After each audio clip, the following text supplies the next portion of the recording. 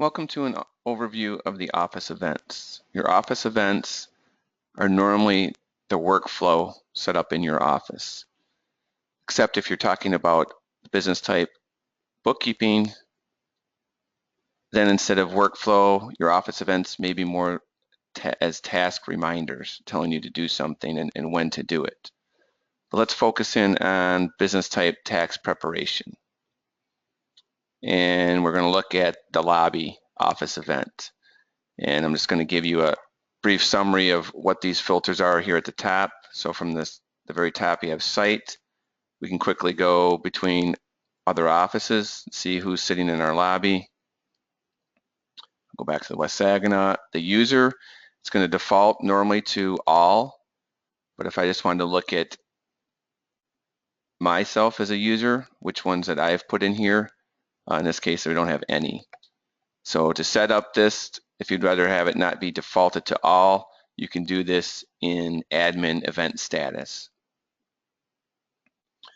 The business type, again, as we demonstrated, I can quickly move from business type to business type.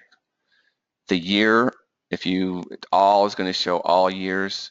If I wanted to just focus in on, in this case, all I have is 2014, but say I had some return years 2013 or 2012, I could do that by using this filter.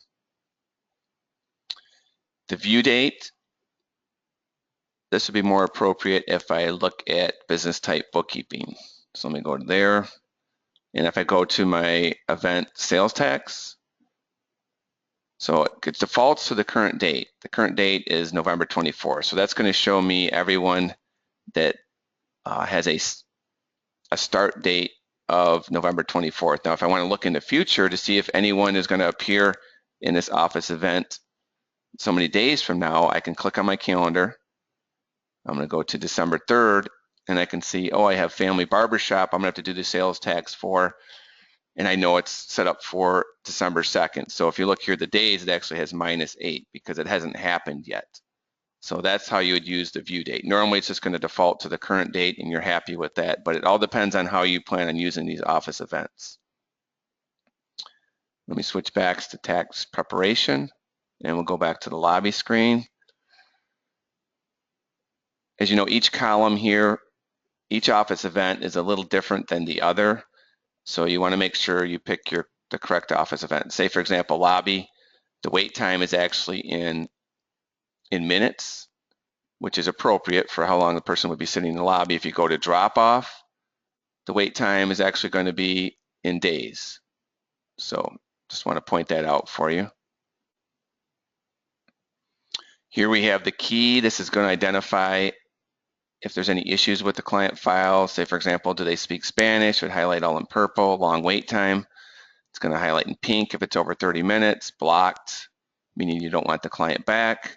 It'll be shaded in brown, difficulty, the balance due, or if they have a credit balance, will also display here. That's what the key, the color key is for. Then moving on to, the R for requested, that means if the specific preparer is requested.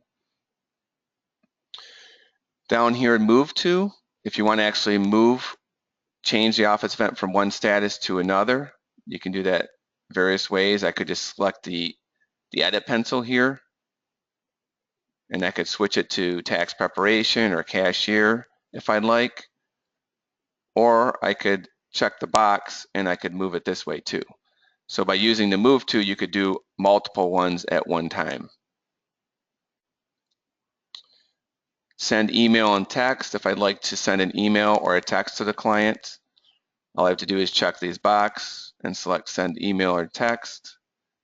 And then that would launch my Outlook. So you have to have an email application on your desktop computer or laptop.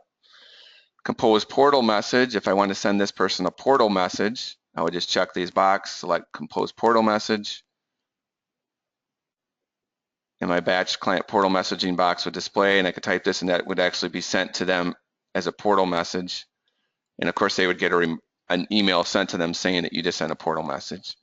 Remove from list. This feature is good for if you're cleaning up your office events at year end, getting ready for the new tax season. So you want to remove everything from your office events typically, but the status actually wouldn't change, but they would no longer be on your home page. So I do that for my pending client, because typically on my home page, I just want to focus in on the current return year and not what's happened in the past to keep it clean and organized. So in these example, I have 9. I would go in and select all 9 and then come down and select remove from list. And then they'll no longer be on my home page. However, the status would still say pending client. So if I did a search for this client, I would see that they're in the status as pending client, but they're not on my home page anymore. I also have a button, send instant notifications. And the reason this is displaying under pending client, it wasn't under lobby, is because I actually have a client notification set up for this event status. And you can do that in your admin event status setup.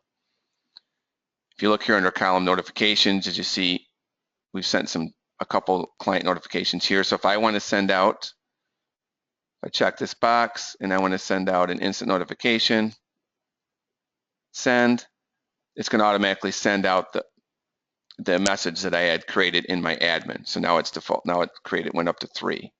So it either went out as an email or a text or both. The lower box here, usually every office event has some type of summary. So in this case, saying how many days it's been in pending client on average and my total balance that's sitting in here. So it depends on which office event you're on. If I go to my lobby, it's going to track my wait time, average wait time, how many appointments, and my walk-ins and appointments for the day. So it all depends on which event you're in. If I'm in tax preparation, it actually is going to track how many returns I've done for the day and what my average difficulty and my average user time is. So each event is tracking different summary figures. And lastly, I want to point out the daily log. This is just going to track everything that's come through your office for that particular day, and it's all set up by how many times they actually hit your lobby. So if a client came in twice during the day, they would actually show up twice on the daily log. And then you can then track what their status is. And it also has summary figures on here too. So it'll tell you how many came in for the day, how many were walk-ins, appointments, and then your fees, payments, and discounts. Now you can actually shut this off at the user level if you wouldn't want each user to see the fee, payment, and discount.